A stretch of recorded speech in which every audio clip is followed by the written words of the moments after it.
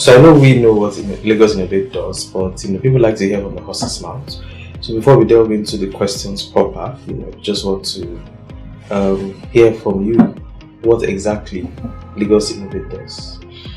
Thank you. Lagos Innovates is one of the cardinal units of LSETF, the Lagos State Employment Trust Fund, and it was designed specifically to cater for the needs of the tech ecosystem. So while LSETF is supporting small businesses, both tech and non-tech, Lagos Innovates just takes care of the tech ecosystem. And what it does is to provide an enabling environment for people with innovative ideas backed by technology to be able to thrive. A space where they know that when they are in that space, when they take our programs, when they start our interventions, they have all that they need to be able to interact with the ecosystem. They can leave us and go raise funds. They can leave us and go and strike strategic partnerships. So, accelerating the growth of the tech ecosystem in Lagos. Interesting.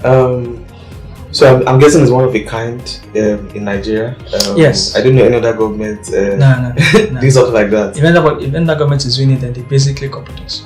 Well, a lot of copying has happened. So yes, let's go to policies now.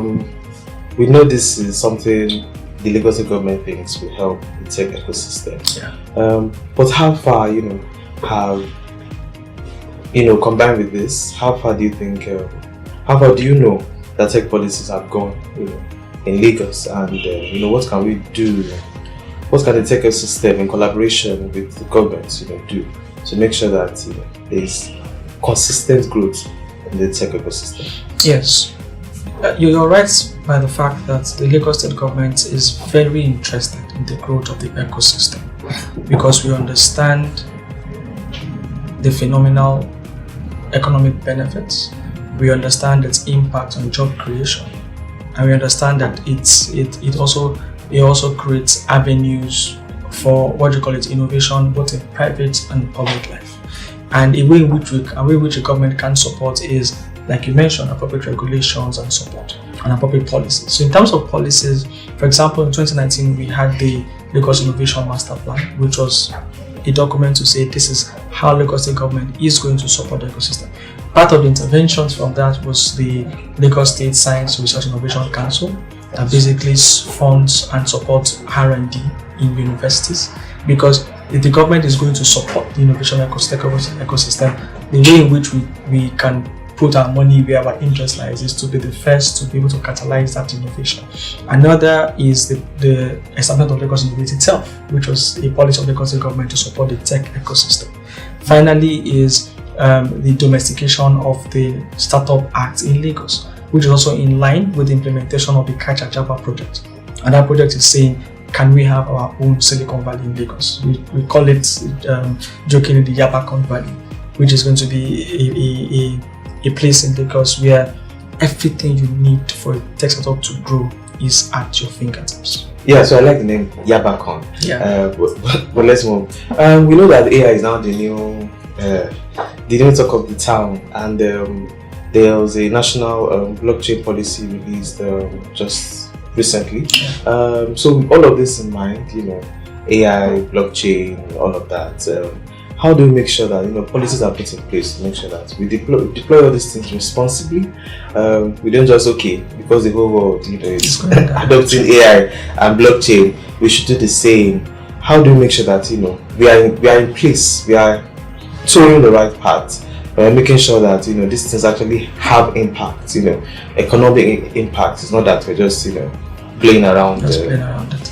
So I think you touched on one of the cardinal functions of government in any space, both tech and non-tech, which is how do we ensure that innovation, novel technology solves our problems, creates economic and social benefits, but also ensuring that rights of people, both customers and non-customers, are protected.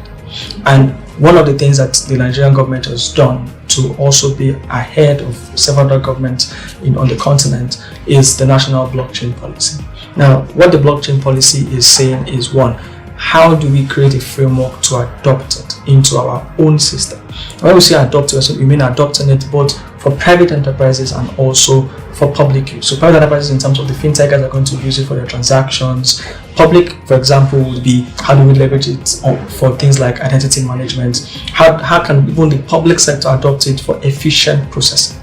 The next thing is how do we use it as a form of innovation across the ecosystem? How can we ensure that young founders can leverage on blockchain, can leverage on tools like cryptocurrency, and be able to create innovative products to solve our own customer problems? The next is how do we now create a regulation around it so that, like I said, rights are protected. And in creating regulation around it is bringing stakeholders to the table. Stakeholders doesn't have to just mean the founders themselves. It would mean stakeholders even from the academia. What's research saying about the implication of this? Bring people like the like the Consumer Protection Agency into the room. Are there parts of this innovation that can, in a way, are built indirectly affect the consumer? So, and that is to ensure that we're not coming in. Policy is not coming in to stifle it. It's coming to say, see, we want you guys to bloom. We want to ensure that blooming, that growth is within is within the confinement of growth and also protection. And also because AI has grown to the fact that people say that it can mimic your voice. So the question is, if you're not careful, if that falls in the hands of kidnappers, it's over. So you can be at home and they can see they've kidnapped you, and you call and they say they're talking to you, and you're like, but I saw him yesterday. And then nobody kidnapped me, I was at home. But all that, because if the government does not come in to protect that, if people then have issues with it, they then say, come away when they are and don't forget that, like I always say, innovation is always ahead of government. It is now our duty to ensure that while innovation is ahead, can we follow to ensure that at least we guide it. And government can also be ahead of innovation by creating environments like what Lagos Innovates does. You have an idea, come into the space, let's help you incubate it. In helping you to incubate those ideas, we now have a knowledge on what you're doing. We then ask ourselves, okay, let's start getting ready for regulations to grow. So AI is here to stay. We clearly cannot fight it. And our role in government via the blockchain policy and other tech policies that are going to come and also in the works is how do we ensure growth, development, protection of rights. Now, picking one point from there, mentioning the consumer, you make sure that the regulations are actually affect the consumer positively. Yeah. Many people don't agree with that, especially with the policies that have been released. But that's another conversation. Yeah. We know that Lagos Innovates saw something, maybe challenges that they are seeking, to solve. So what are those challenges that you saw, that Lagos Innovates saw, LSETF, and what are they doing about those challenges? How are they trying to overcome those challenges? Okay, you're spot on by the fact that Lagos Innovates is out here to solve a problem, and that is backed by the fact that before Lagos Innovates was even before the framework was established, we had a consultant go into the ecosystem to see what problems are there, how do we need to solve them sustainably. So we saw challenges around three major stakeholders. One, startups themselves. Two, hubs and workspaces. And three, talent. So startup themselves is we had people with ideas who needed a place to refine those ideas, who needed hand-holding at some point, because anybody can want to change the world. Like they say, if you know where you're going to, you're almost there. But if you know where you're going to and you know someone who has been there and is willing to hold your hand on that journey, then you're there already. So that is what the Idea Hub program is set to achieve. Early stage founders, idea stage founders come into the room. We take you through master classes. What is even a startup like? What is an MVP? How do you go to market with your product? How do you manage operations as a founder? How do you manage your mental health as a founder? Because most people leave paid employment to be an entrepreneur. They assume that it's Eldorado. No, you work harder as an entrepreneur than you were working as an employee. So how do we do that for them? How do we ensure that we build their capacity to launch their ideas and to create solutions that will change Lagos and also the world? The next is we're a developing country. We understand that we still have infrastructural challenges. Basic things like internet and electricity that are a given in developed countries are still a challenge for us here by virtue of our growth. So that was what informed the intervention called the Workspace Voucher, which is you're a startup founder, even at the idea stage, pre-seed stage, you need a place to go in, sit down, connect to the internet, get a space and work. But affordability is also the next challenge. So we now give you, say, apply to us, we look at your ideas, we think it's good. we give you a voucher. With that voucher, you go into any of our partner hubs, about 57 of them in Lagos today, show them that voucher, they allow you go in. So what they do is, okay, if it's going to cost, if they to use the space is 10 naira per month, the voucher gives you like 7 naira discount. So you're only paying 3 naira on top. With that, you're in a space where light and internet off your problems. So you're also in an innovative environment. There's opportunities for vertical and horizontal integration. Someone might be building the next solution that is going to be an add-on to yours, and also you can also find your customers in the hub. I used to work with a startup where our first customers were startup founders who went to the same accelerator with them. So it was like, you have employees, you need this product. So, and then our problems were solved by their own solutions. That's because they met. That was something that brought them together. So that's the workspace voucher for startups. Now we also remember that the hubs and workspaces have a unique business model. They are not typical SMEs, but they also need capital to expand. How do they do more with where they are? And also, the government is not in position to build hubs and tech workspaces across the states. No. The private sector should do that. But what can we do? We can only support them with access to capital. So that's where our hub loan program comes in. We give you a loan as a hub or a workspace, 9% interest rate per year. You can access as high as 25 million naira, and you can pay within 3 years. Patient capital, almost like an investment. So that these workplaces can do more for these founders, for the ecosystem. Because when Mark Zuckerberg came to Lagos, he went to the hub. If you come to say you want to understand Afrobeat in Lagos, you go to the Fela Shrine. So the hubs are like our own ecosystem shrines, and they must do more. So that's what we do for the hubs. Then the final one is what we do for talent. I say that in the next few months to years, the greatest headache of founders will not be Series A, B, or C. It would be people to build with. It will be the developer to help. It would be digital marketer. It will be the product manager. And that is where we are coming in. How do we provide access to funding for people to be able to go and take these courses? And also is an avenue for them to not only get jobs and economic benefits, is that some of them also become founders. There's something they call the Paystack Mafia, where we have about 8 to 9 Paystack employees who have now founded their own companies, and Paystack itself has invested in those companies. So in working with talent is ensuring that we have people to help existing founders. Also, we also have a patent pipeline of new founders in the ecosystem. Let me pick it up from there. So you mentioned hubs, talent, but how do we ensure that the policies or your policies are hitting the right button? They're not just general, they're not just generic rather. They're hitting the right button. So you're working based on, or you're existing based on market, research, based on conversations, with the market. Okay. It's not just generic. So how do you ensure that you're actually working and you are taking people off the streets? You're reducing unemployment, you're helping with the tech ecosystem. It's something that there's actually impact. Yes, so we've had success stories of startups. The quite popular edtech platform called Receiver was one of our beneficiaries. Supported him with workspace vouchers for a year. At the point where he was coming to Nigeria and needed a space to launch his product. We supported a startup recently that is providing tech for people that are blind, people that are disabled. Now we've also given, the state government has also given an all-expense paid trip to go and pitch at a TechNext event in Morocco.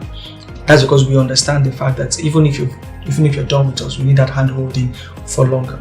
For workspace vouchers, we've issued 409 workspace vouchers for startups in Lagos, incubated 114 startups from inception to date. And we also do, because I went to policy school, so impact assessment is cardinal, especially if you're in the government or social impact space. So we follow their stories, and even if you notice, what we talk about the most about our beneficiaries are their success stories, are their impact, are the impact that we've had on them. So yes, we do follow at intervals. We have a strong M&E team, we have a strong data analytics team that ensures that whoever we support, we follow. And also we follow up not only to learn success stories, but to also learn what do you need more that we don't even have presently.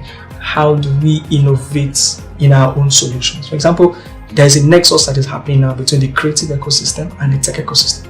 AI is coming to that space. Now there are discussions around how can you even invest in a musician and get your returns back. So there's that we are saying, okay, how do we go in there to support it? So we are following the market because we need to do what the market needs, or else we'll just be will be dormant and will be less relevant. That's interesting. But there's this issue of continuity. We talk about responsibility, we talk about accountability. There's continuity, which is almost non-existent in Nigeria anyway. I'm sure you not agree with that.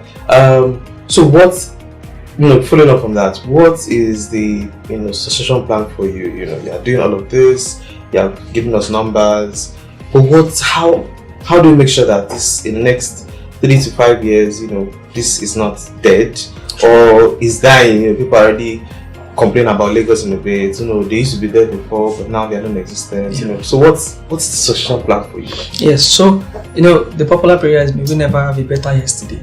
We want to ensure that we keep doing better and we keep doing more for the ecosystem. So in terms of, I quite agree with you very, very strongly that when it comes to public administration, especially backed by political will, there's issues about continuity, because with different administrations comes different focus. But interestingly, we've survived the first transition when the former governor Ambody was there, we established it, and gradually someone who came in and continued with the support. And so we've survived the first one. These are two people with do on the same party, who clearly have their own different focus, and they've seen that we key into their own mandate. And a way in which we also ensure our own sustainability and the likes is keep solving problems that are imminent in the ecosystem. Every politician wants to be known for solving problems and the likes, and if they find an agency that is doing that, they clearly would support. And also the second thing is that LSETF, that is the umbrella agency, is backed by law. Nobody can come in and say they don't want LSETF again or Lagos Innovates again. No. It's backed by law, and that is what we also clamor for other states. Let it not just be, the politicians want this and let us have it. Is it backed by legislature? Is it backed by law to act? When you have that, we are fine.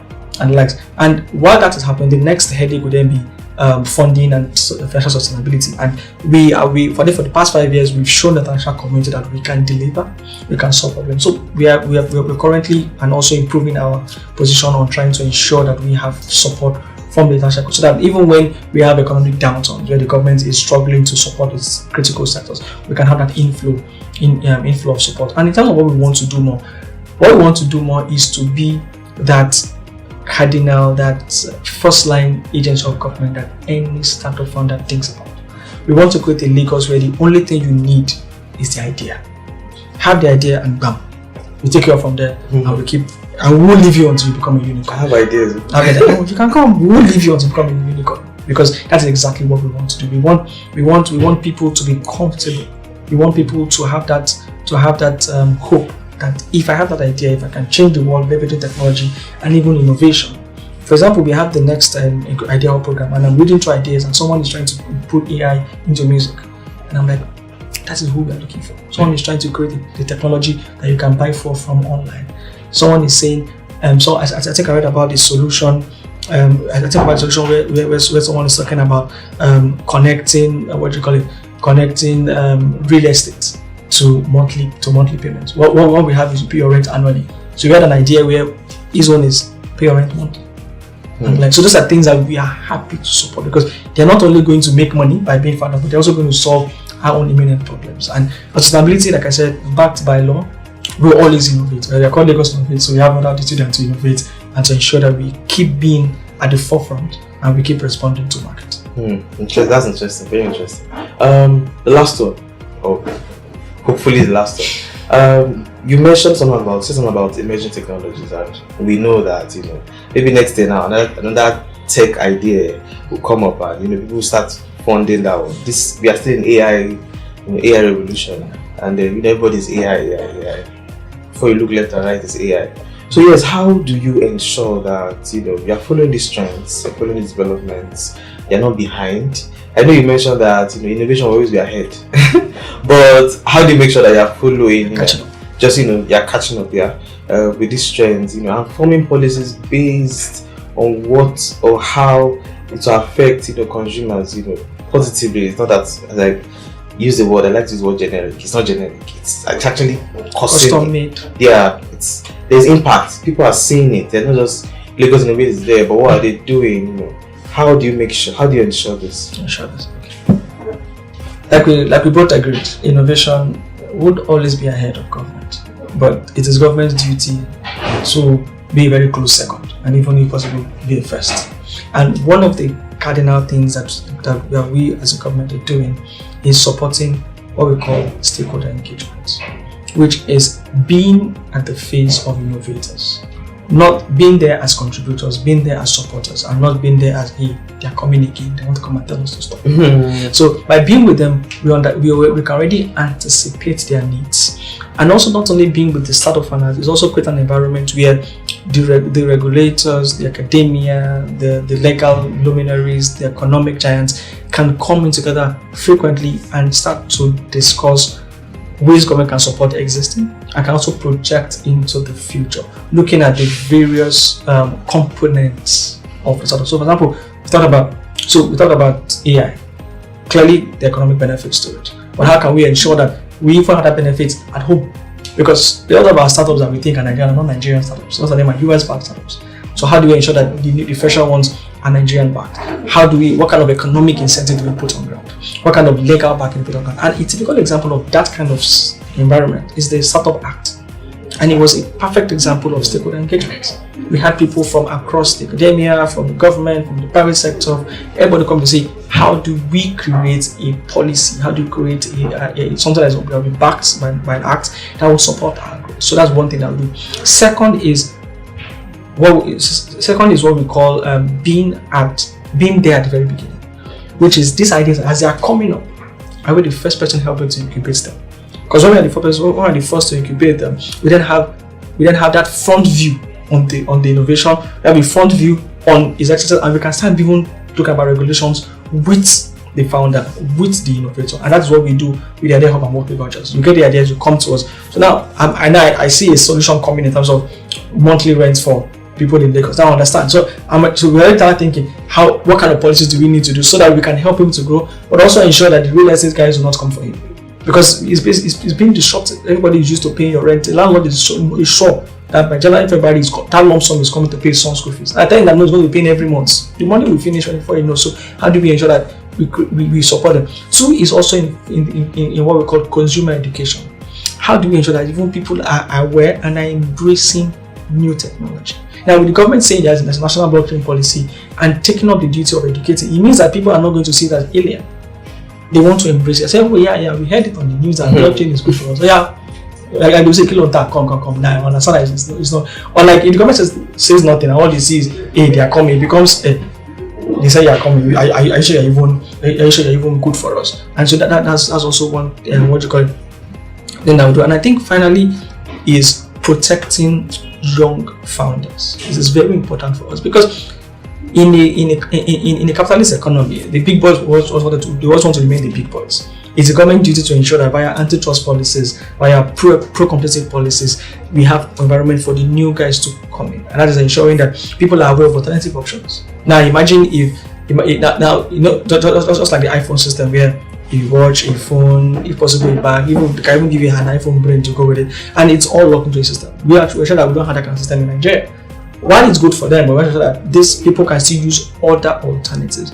Also, alternatives are then opportunities for other new startup founders to grow. So in all of this, we are showing, most importantly, that we are at the forefront and we are seen as an enabler.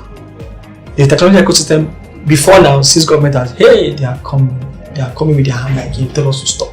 Yes, we've had examples that back their assertions. Typical examples of where government came in and bam, like, but most of the time is, and that's why I also say that it's also at the behest of the founders to also ensure open line of communication with the government. In developed countries, we have what we call the lobbying sector. It's an industry on its own that rakes in billions of dollars because they know that if the guy in government doesn't understand what we do, because government needs to protect. So, for example, we have a light bulb that you need 100 people to put on at once. You know that for that light bulb, you're creating 100 jobs. Now, you are saying you want to create an app where that light bulb will be put on by a robot. What you're saying is innovation. What I'm saying is unemployed people, 100. That's what I saw. Unemployed that will come and tell me, Honorable, yes, what are we going to do today? One guy said we should go home because of this. So, how do we ensure that we support you so that you can grow fast, create opportunities for those 100 that are no longer put on the light bulb, but what else can they do? How do we ensure that those people put on light bulb before are equipped with new knowledge so that they can also get new jobs as you expand. So, like I said, ensuring economic growth, ensuring development of that space, ensuring that there's protection of rights, ensuring that we can harness it to solve social problems. That's quite important. Everything you said is interesting, but collaboration is important. The government needs to understand the space. Thank you for having us. You're very welcome. Thank you.